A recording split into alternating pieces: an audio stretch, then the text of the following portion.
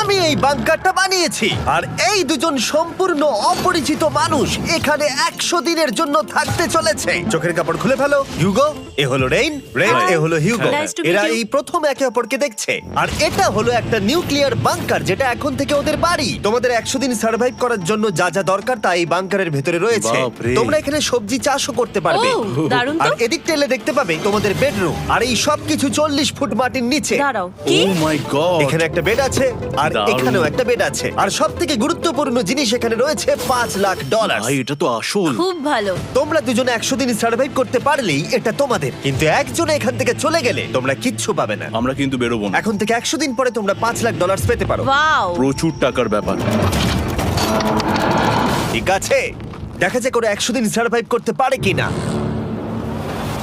আমার বিশ্বাস হচ্ছে না আমরা এখানে এটা আছি। একেবারে পাগলামি। এটা আমাদের নতুন বাড়ি। হ্যাঁ, জানি। তুমি এখন আমার রুমমেট। একবার ভাবো আমরা